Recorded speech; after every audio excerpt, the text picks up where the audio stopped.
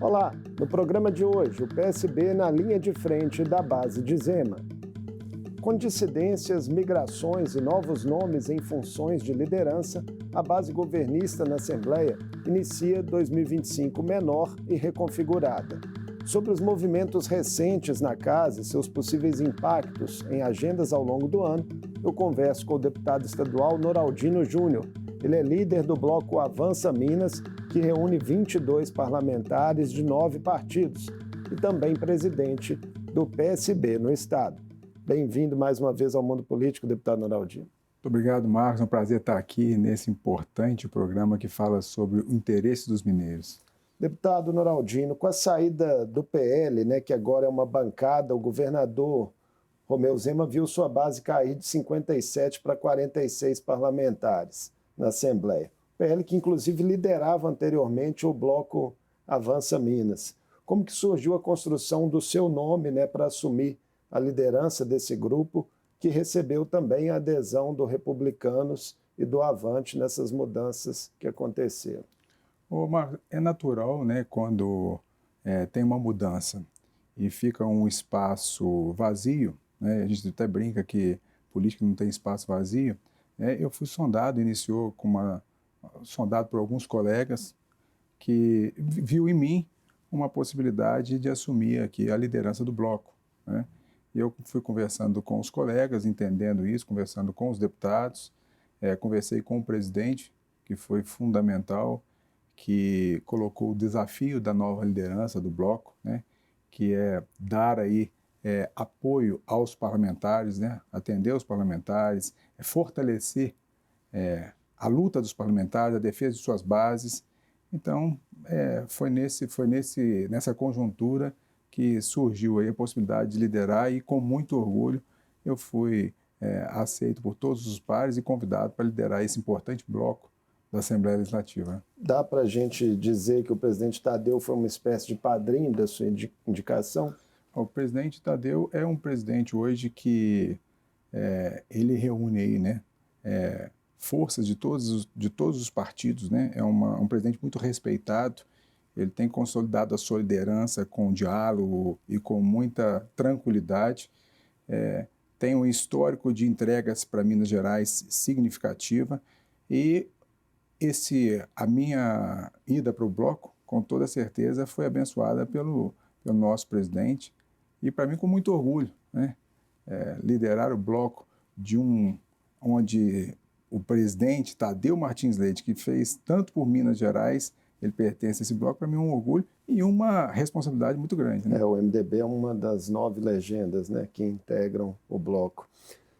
Deputado, alguns analistas interpretaram essa nova configuração de forças da Assembleia como um recado de independência da direção da casa para o governo. É isso mesmo? Olha, não, eu vejo a casa é um reflexo do governo, Estou falando do posicionamento dos deputados, que tem disponibilidade de ajudar o governo, é um reflexo de como o governo trata a base, os deputados. Eu não vejo isso como nenhum recado, não, eu vejo natural.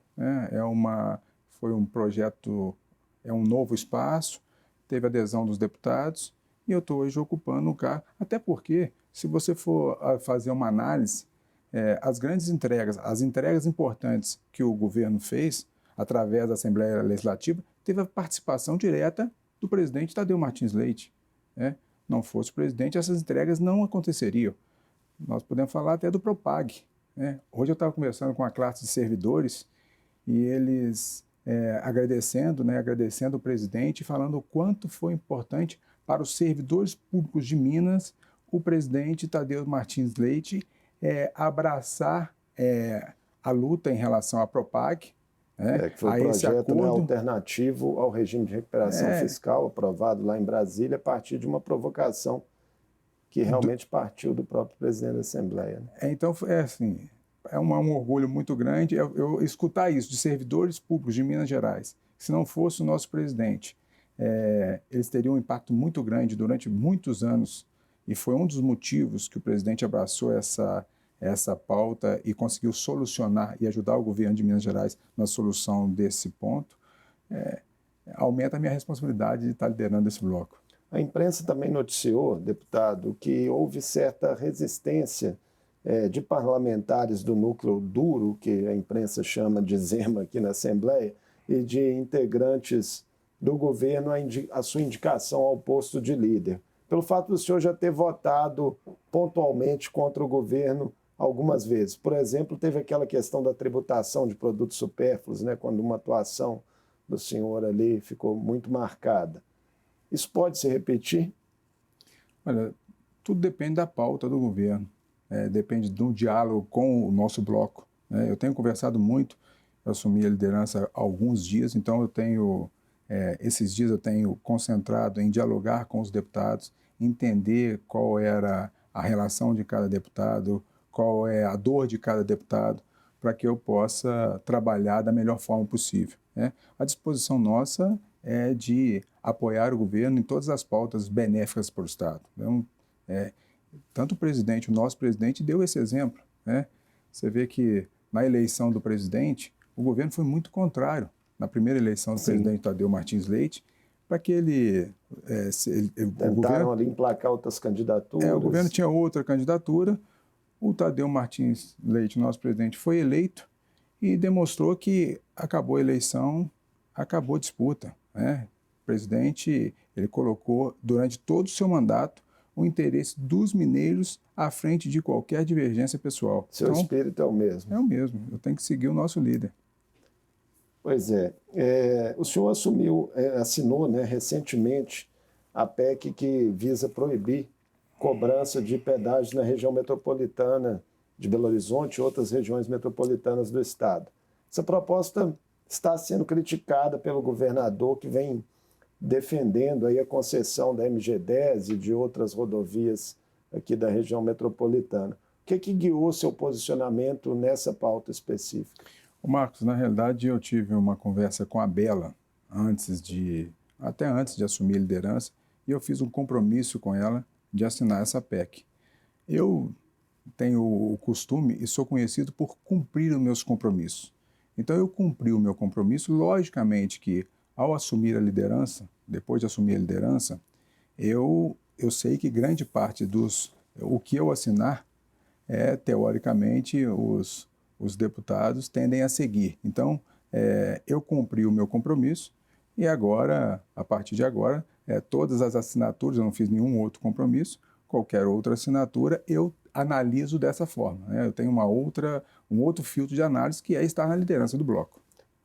Em relação ao mérito, né, dessa proposta, como é que o senhor está vendo essa discussão? É algo que ainda deve se arrastar aqui na Assembleia, né, aí nas próximas semanas, nos próximos meses, debate que está mobilizando muito a sociedade da região metropolitana nesse momento. É legítimo, né, todos os deputados que têm interesse, que são demandados por suas bases, trazer esse tema à discussão, e tanto é que o tema está em discussão através de duas propostas, né, uma do deputado Bruno Engler e a outra da deputada Bela. Isso é legítimo. Então, esse processo iniciou, vai ter ampla discussão nessa casa. Eu tenho conversado com os colegas, igual eu te falei, esses primeiros dias eu tenho concentrado em entender os colegas liderados, né? É uma nova função que eu estou assumindo e espero cumpri-la de forma a entregar o esperado para os colegas deputados. E tem também a Artemig, né, que também trata, não é o mesmo assunto, mas trata. Foi aprovado em primeiro turno, né, a agência reguladora. Ela pode atuar fiscalizando essas concessões de forma mais robusta do que é feito hoje? Na realidade, a proposta é essa, né?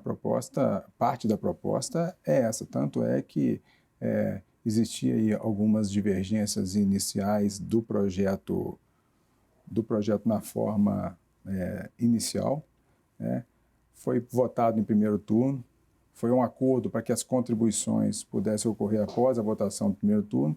Então, foi os deputados, né, quem tinha um posicionamento diretamente contrário, participou da aprovação em primeiro turno e vai colocar suas contribuições.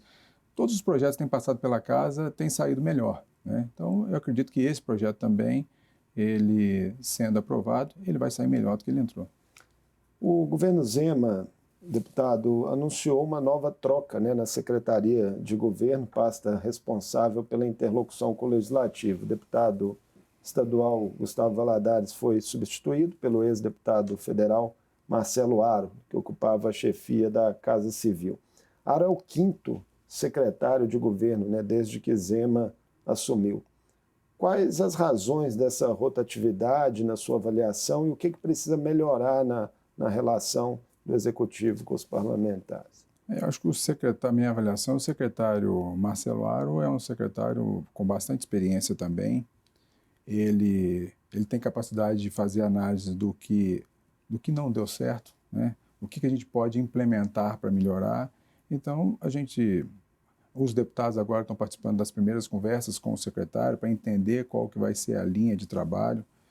Fato é que a condução, como estava sendo feita, e aí qual é o motivo eu não sei explicar, ela não deu certo, né? Tanto é que o governo optou por fazer a troca. Eram acordos sendo descumpridos? O que pegava? Então, eu tenho concentrado, como eu disse, no diálogo com os deputados.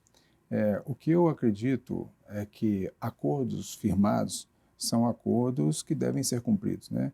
Então, você imagina quantos deputados têm e realizaram acordo de fortalecimento de suas bases, de levar melhorias para a sua categoria, a categoria que ele defende, as suas bases, a sua região.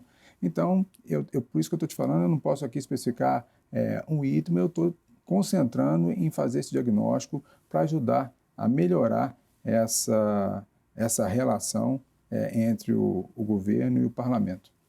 O número de 46 deputados, deputado Noraldinho, somados aí os dois blocos governistas, né, ele é insuficiente, por exemplo, para que o governo consiga aprovar propostas de emenda constitucional, né, que exigem 48 votos. Uma delas, que está na casa há algum tempo, prevê a retirada do referendo popular, né, que hoje está ali estabelecido na Constituição Estadual em eventuais privatizações de estatais mineiras.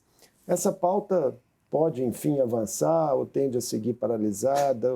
Como é que os líderes, né, estão vendo? Nós ainda não discutimos essa pauta. Nós ainda não discutimos. Como eu disse, esse diagnóstico inicial vai servir para que eu tenha uma base da percepção de todos os colegas em relação a pautas mais importantes e mais polêmicas como essa.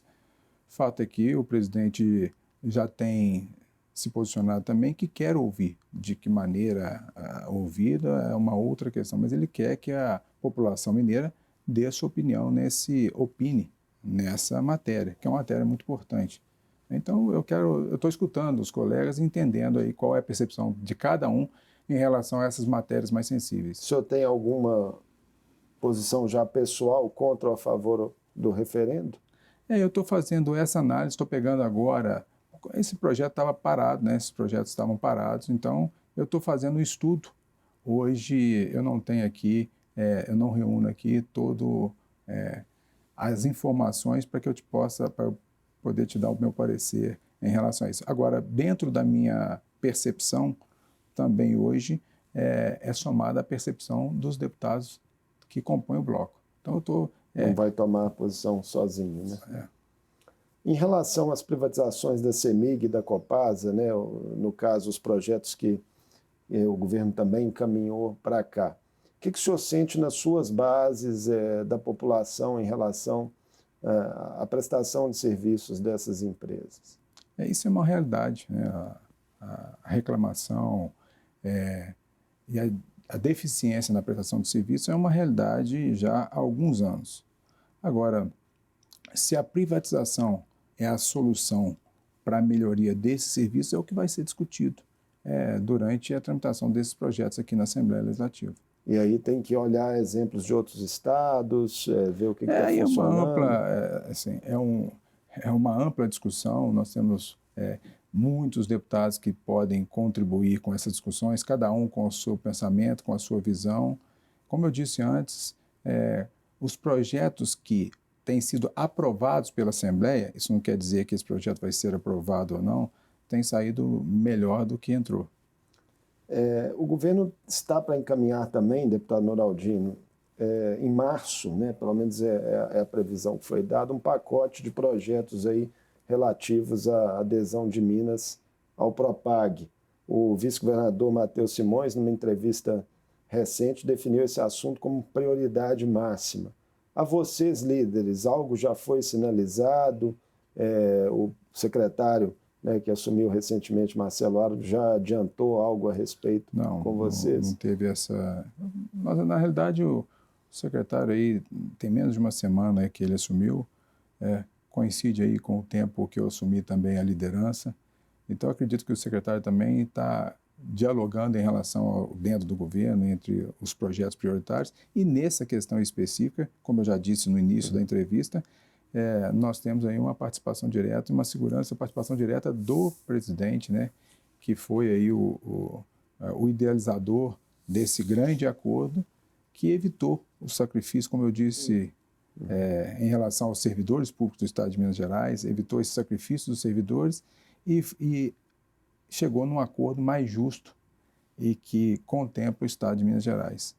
O governador Romeu Zema vem defendendo, né, lá em Brasília, uma derrubada de vetos do presidente Lula a esse projeto. Não tem ainda uma previsão dessa votação no Congresso Nacional.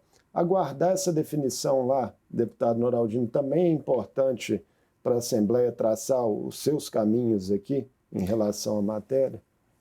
O presidente tem sido cauteloso, como ele sempre foi, em discutir assuntos que trazem, sensíveis ao governo do Estado, aos mineiros. Então, nós teremos uma reunião, né, na próxima semana, após o Carnaval, e aí nós vamos aprimorar. Essas primeiras reuniões que nós tivemos aqui, as primeiras votações, foram projetos de consenso, projetos já com mais tranquilidade, com poucas divergências. Então, agora, após o Carnaval, começa uma pauta mais... pautas importantes, pautas de interesse de governo, e aí por isso que eu estou me dedicando esse tempo a entender não só da casa, conversando com outros líderes, mas também entender do bloco aí, dos deputados, o posicionamento de cada um. E o diálogo com os líderes, né, de outros grupos da casa, como é que o senhor pretende conduzir isso? Não só dentro da própria base, né, os outros líderes do bloco, da maioria de governo, mas também líderes da oposição, da bancada feminina, do PL, né, que são as bancadas independentes. O diálogo, na realidade eu já tenho esse diálogo, né, não na posição de líder, mas assim, eu sempre tive uma boa relação com todos os deputados, isso facilita muito o diálogo em relação a interesses do Estado. Então, tem sido muito tranquilo, já participamos de uma reunião, teremos uma segunda reunião. Na verdade, nós participamos de 2 reuniões, mas tem sido muito proveitosa. Causa animal vai continuar à frente dela também? A causa animal é um projeto de vida, né? Você defender e dar voz a quem não tem, né? Repercutir a dor aí de nós, protetores de animais, as dificuldades, avançar na política pública é um ideal de vida. Então, eu tenho hoje a oportunidade, hoje, como eu tive durante todos os meus mandatos, de trazer para a política e de fazer a política, através da política, evoluir uma pauta tão importante, tão cara para grande parte dos mineiros e dos brasileiros, né? Agora o PSB, deputado Noraldino, partido que o senhor preside em Minas Gerais. A imprensa noticiou que parte dos filiados mineiros se incomodou com esse movimento de aproximação da legenda ao governo Zema, a partir da sua chegada à liderança, por entender que o perfil histórico de centro-esquerda do partido seria incompatível com a agenda liberal do governo Zema. Como é que o senhor vê esse tipo de colocação? Eu vejo como uma normalidade, né? O partido tem pessoas de diversas alas, tem os pensamentos divergentes. Eu vejo isso com muita naturalidade, com muita tranquilidade. E isso a gente discute no âmbito interno do partido sem problema nenhum. Estive agora com o presidente Carlos Siqueira, também com o João Campos, estive em Recife agora, conversando com ele sobre... nós temos a possibilidade de uma alteração na direção nacional do partido.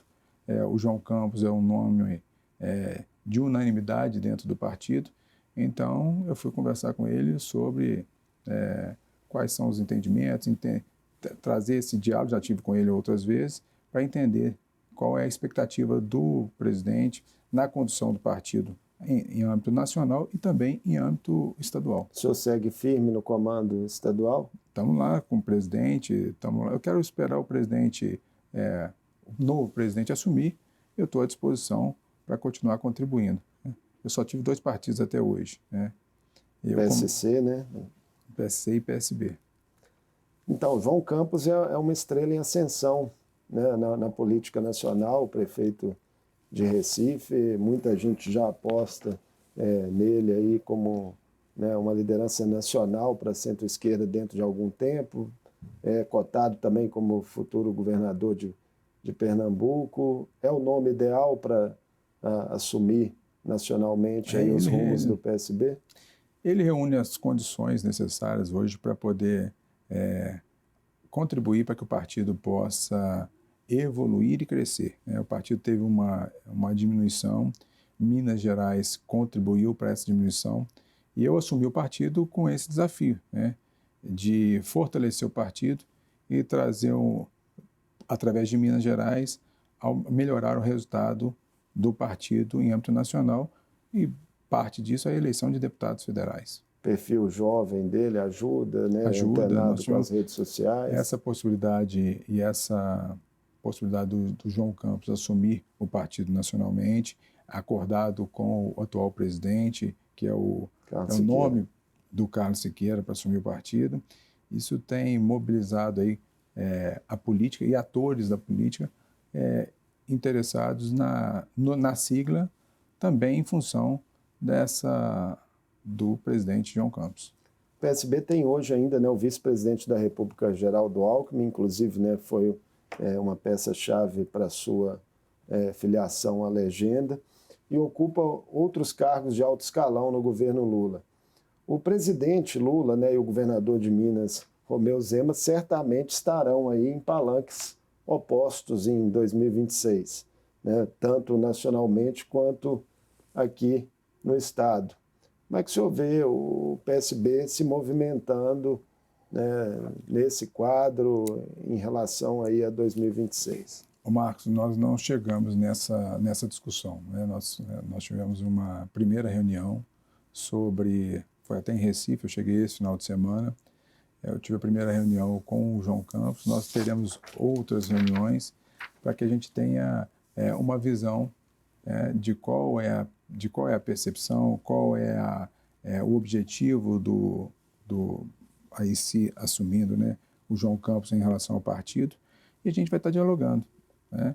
Na realidade, a política ela tem a capacidade de nos surpreender, né, a cada dia. Então, eu vou esperar para eu me posicionar, eu vou esperar esse diálogo, essa conversa, para a gente poder entender. Como é que o senhor tem visto o papel que Geraldo Alckmin tem cumprido para o país, né, na vice-presidência? O Geraldo Alckmin é uma pessoa muito capacitada, né? Eu tenho uma admiração muito grande por ele.